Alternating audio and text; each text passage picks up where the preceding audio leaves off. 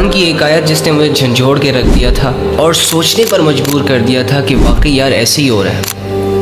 وہ ہے الہاکم التکاثر حتی زرتم المقابر، کہ تم لوگ دنیا کے معاملے میں ایک دوسرے سے بڑھ چڑھ کر کوششوں میں لگے ہوئے ہو، کوئی مال کے پیچھے، کوئی خواہش کے پیچھے، کوئی اپنی محبتوں کے پیچھے، کوئی اپنی چاہتوں کے پیچھے لگا ہوا ہے، مصروف ہے، یعنی دنیا حاصل کرنے کی دھن میں اتنا مگن ہے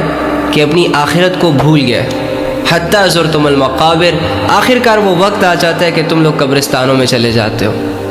پیسہ کمانے والا پیسہ کما ہی رہا ہوتا ہے کہ موت کے فرشتے سے اس کی ملاقات ہو جاتی ہے، اور سو کالڈ لو برڈز ایک دوسرے کو متاثر کر ہی رہے ہوتے ہیں، ایک دوسرے کی منتیں ترلے کر ہی رہے ہوتے ہیں کہ ان کا وہ دن آ جاتا ہے کہ جس دن ان کو اللہ رب العزت سے ملانے لے جایا جاتا ہے۔ اسی طرح اپنی خواہشوں میں مصروف لوگ، اپنی چاہتوں میں گھرے لوگ،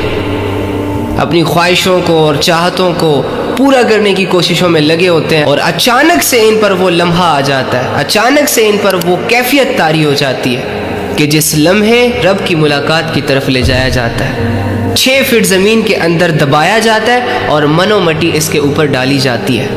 جس رب نے تجھے پیدا کیا، جس رب نے تجھے کھلایا پلایا، زندگی دی، رشتے دیے، دولت دی، عہدے دیے، شہرت دی، شعور دیا، رہنے سہنے کا ڈھنگ دیا، بدلے میں اگر وہ رب تجھ سے تیرے بھلے کے لیے 2-4 چیزوں کی ڈیمانڈ کر رہا ہے نا، تو بند آنکھوں سے اپنے رب کی بات مان لیا کر۔ جب تیرا رب تجھے نمازوں کی طرف بلائے تو چلا جایا کر، جب تیرا رب تجھے بے حیائی سے منع کرے تو رک جایا کر، جب تجھے پاکیزہ رزق کھلانے والا حرام کمانے کھانے اور کھلانے سے منع کرے تو منع ہو جایا کر۔ تیرے رب کو تجھ سے محبت ہے، وہ تجھے دنیا میں بھی کامیاب دیکھنا چاہتا ہے اور مرنے کے بعد ہمیشہ ہمیشہ کی زندگی میں بھی کامیاب دیکھنا چاہتا ہے۔ اسی لیے جو چیزیں تجھے نقصان پہنچا سکتی ہیں وہ چیزیں تجھ پر حرام کر دی گئی۔ ڈاکٹرز تو آج ریسرچ کر رہے ہیں نا کہ شراب کا زیادہ استعمال جان لیوا ثابت ہو سکتا ہے۔ اللہ رب العزت نے تو شراب کو 1400 سال پہلے ہی حرام کر دیا۔ تمام انسانیت پر موبائلوں پہ سارا دن فحش فلمیں دیکھنے سے برین پر ایفیکٹ پڑتا ہے، برین کمزور ہوتا ہے۔ ناجائز تعلقات کی وجہ سے امریکہ، روس، رشیا وغیرہ میں جو حالات چل رہے ہیں، بہت سارے ایسے لوگ ہیں جن سے ان کے ماں باپ کا پوچھا جاتا ہے تو انہیں پتہ ہی نہیں ہوتا۔ تمہارے رب نے تو 1400 سال پہلے ہی تم سے کہہ دیا تھا وَلَا تَقْرَبُوا الزِّنَا،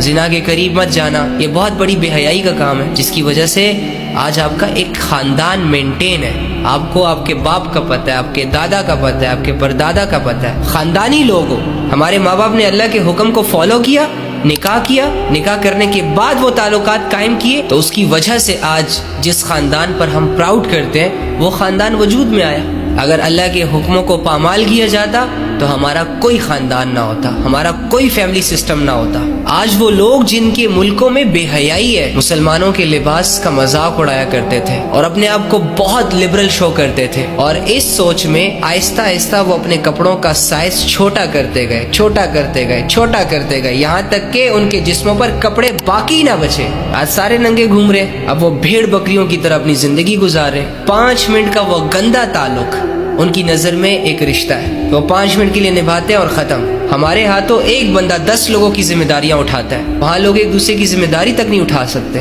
اللہ رب العزت نے جو پابندیاں ہم پر لگائی ہیں وہ ہمارے بھلے کے لیے لگائی ہیں، تو لہٰذا اب ہمیں چاہیے کہ ہم اللہ کے حکموں کے پابند بنیں، جہاں پر روکا گیا وہاں رک جائے، بے لگام گھوڑوں کی طرح اور بھیڑ بکریوں کی طرح اپنی زندگی نہ گزارے۔ کوشش کریں گے نا انشاءاللہ، ارادہ کرو گے سب آسان ہے، شرط یہ ہے کہ ابھی کرو۔ یار جب کوئی اچھا ہوتا ہے نا